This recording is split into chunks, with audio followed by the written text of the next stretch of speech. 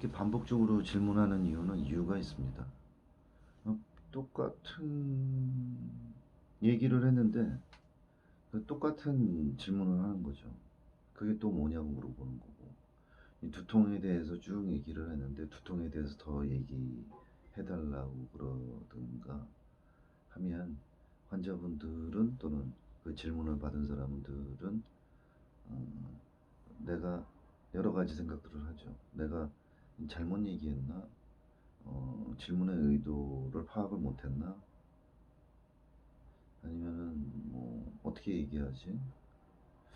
그러면서 이제 생각을 하게 되고, 그 자기 내면에서 이제 갈등을 하면서 단어를 찾거나 아니면 몸짓을 하게 되죠. 제스처, 손짓, 발짓. 대부분은 이제 제스처에서 가장 핵심적인 것 중에 하나는 손짓이니까 제스처는 이제 손짓이 대부분이겠죠. 이제 손짓도 하고 다른 단어도 찾고 그러는 과정 속에서 좀 더 내용은 깊어지는 거죠. 이게 조금씩 조금씩 더 많아지면서 데이터 수집은 많아지고, 그 사람들을 갖다가 바라볼 수 있는 여러 가지 데이터가 많아지는 거죠. 그래서 넓게 깊게 데이터 수집하는 과정 중에 하나예요. 두통에 대해서 얘기를 하라고 그랬는데 어느 방향으로 튈지는 몰라요. 이 반복적인 질문을 해도 어느 방향을 향해서 가는 것은 이제 환자의 마음이지, 우리의 어떤 뭐 가이드라든지 아니면 어거지로 교육을 해가지고 그쪽 방향으로 가라고 얘기하는 건 아니에요. 분명히 누구나 알아들을 수 있는 질문을 한다 하더라도 그분은 자기 마음이 가는 대로 가는 사람도 있거든요. 서로 조율해가지고 그 의미가 뭔지를 파악해서 답을 하려고 하는 사람도 있는 반면에, 갑자기 이제 딴 얘기를 하고 그런데 말이에요 라고 하는 말들을 갖다가 하면서 화제를 바꾸거나 아니면 자기가 하고 싶은 얘기를 하죠. 그러면 그대로 따라가면 되는 겁니다. 하지만 여기서 이제 순차적으로 얘기를 하면, 예를 들어서 이제 두통에 대해서 얘기해달라고 그러는데 이분은 어느 정도 이제 사실에 입각해서 얘기를 하죠. 이제 오른쪽이 아프다, 오른쪽이 아픈데 여기 맥동하듯이 아프다, 또는 뭐 칼로 찌르듯 멍하다, 이런 식으로 그 감각에 대해서 얘기하고, 여기에서 여기로 관통하는 것처럼 아프다, 정수리가 아프다, 뒤통수가 아프다, 두정부가 아프다, 뭐 이런 식으로 다양하게 얘기하고, 이것을 이제 누르면은 좀 낫고, 따뜻한 걸 대면, 찬 것을 대면, 찬물을 마시면, 여러 기타 등등이 있죠. 기온 차이라든지 아니면 날씨, 그렇죠? 그리고 다른 사람들은 있을 때하고 없을 때하고, 일할 때하고 안 할 때하고, 뭔가 볼 때하고 안 볼 때하고, 그리고 너무나 우리가 일상적으로 일상적으로 뭐 납득이 가는 것이 아니라 전혀 엉뚱하고, 얘기하면은 좀 이상하게 볼까봐 이제 두려워하면서 얘기하는 경우도 있어요. 그러면서 깊게 넓게인데, 이제 깊게라고 하는 것에는 또 의미가 있습니다. 이제 깊게를 이제 깊이 얘기하는 것의 깊이는 감정적인 부분이 좀 깊다고 얘기할 수가 있겠죠. 또 얘기가 또 달라집니다. 두통 때문에 영향받는 것들에 대해서 일상생활이 이제 방해를 받고 일을 할 수가 없고 준비를 할 수가 없고 이런 것들이 있지 않습니까? 그런 것들로 인해서 짜증이 나고 화가 나고 그리고 두렵고 불안하고 이렇죠.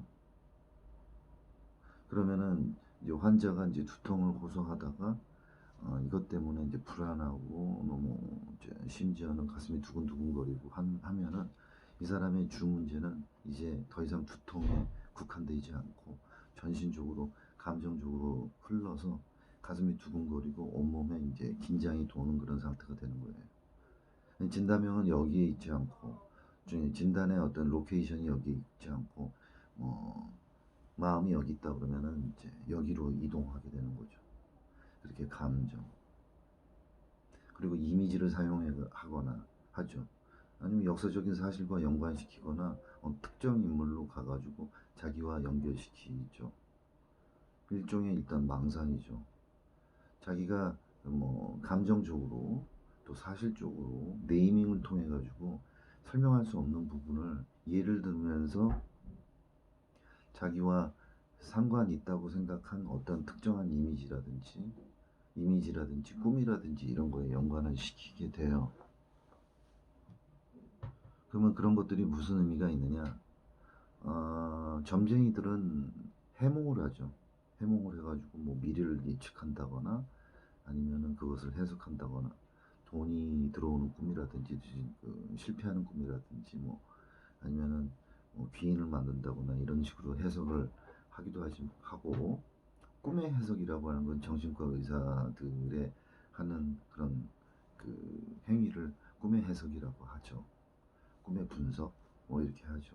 그걸 통해서 객관적으로 자료 문헌에 있는 데이 이런 분석 자료를 통해서 그런 것 갖다가 분석한다고 합니다. 그건 무의식이고 의식이고 뭐 이런 식으로. 물론 동종요법에도 있습니다만 이제 더 해야 될 것은 더 많이 들어야 되는 거죠.